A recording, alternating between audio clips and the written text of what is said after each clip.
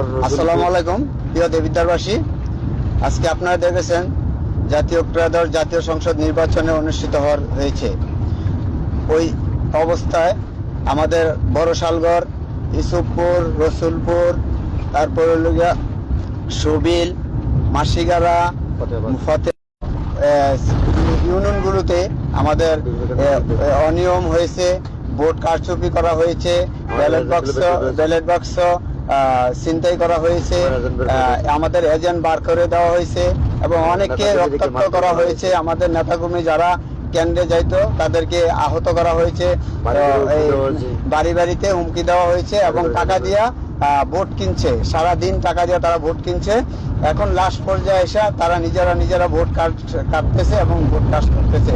এই পরিস্থিতিতে আমি আমাদের দেবিদ্বারের সার্বিক জনগণের উপর বিবেচনা চিন্তা করে আমি আজকের এই জাতীয় ত্রয়োদশ জাতীয় সংসদ নির্বাচন আমার এই পক্ষে বিএনপি সমর্থিত গণঅধিকার পরিষদের ডাক প্রতীকের পক্ষ থেকে আমি আজকের এই নির্বাচন বর্জন করলাম।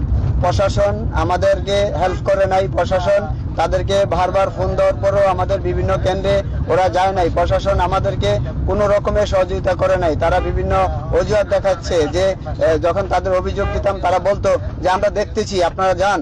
তো সেই বিষয়টি দেখতে তাদের আমাদেরকে কোনো সহযোগিতা করে নাই। প্রশাসন বলেন, পুলিশ বলেন, সেনাবাহিনী, প্রশাসনের সবাই আমাদেরকে কোনো দিক দিয়ে সহযোগিতা করে নাই। আমি বারবার ফোন করার পরও বিভিন্ন কেন্দ্রে যাওয়ার জন্য বললো, তারা যায় নাই। তো সেই কারণে আমি আবারও বললাম, দেবিদ্বারবাসীর পক্ষ থেকে দেবিদ্বারবাসীর জনগণের উপর আস্থা ও বিবেচনা রেখে আমি আজকে টাক প্রতীকের এমপি পদপ্রার্থী মোহাম্মদ জসিমউদ্দিন আমি আজকের নির্বাচন প্রত্যাহার করলাম, বর্জন করলাম। ধন্যবাদ সবাইকে। আসসালামু আলাইকুম।